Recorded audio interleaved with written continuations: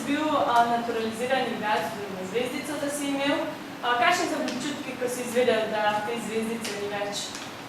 Ja, seveda, da sem bil vesel, ker to je še ena velika priložnost zame, da to izkoriščam, ker vemo, samo en naturaliziran igralec lahko igral in je velika konkurenca, ker nas je dosti veliko zdaj, na te priprave smo bili trije, jaz, Boki pa Omić, in zdaj, ker lahko igram kot Slovenec, seveda je veliko zame.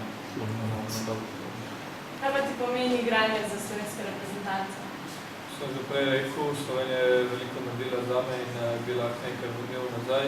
Mislim, da če se borim za slovenski dres, bom lahko to naredil. Kaj pa praviš nad vzdevkom Srečko, ki ga je nadel z Marko Saglič? Meni je všeč in me lahko pokličejo.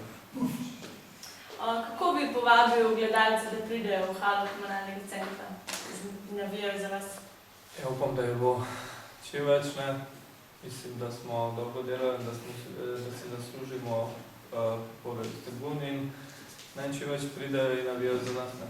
Kako pa si zadovoljen svojo oziroma sezono pri Unioni Olimpiji? Seveda nisem zadovoljen, ker nisem nič igral, ampak upam, da je bila ta taka sezona. Lahko rečem, da je bila ena dobra šola zame in bom pozabil to sezono, kar je vse bilo in kar naprej v naslednjo sezono. Kako pa bi primerjal Union Olimpijo in tisti klub, kjer si igral, kjer si začel svojo košarkarsko kariero? To je seveda velika razlika. Začnemo od pogojev za delo pa vse, ko se tiče košarkarja, je velika razlika. Kaj pa so tvoji načrti za prihodnost? Ne vem, nič ne vem.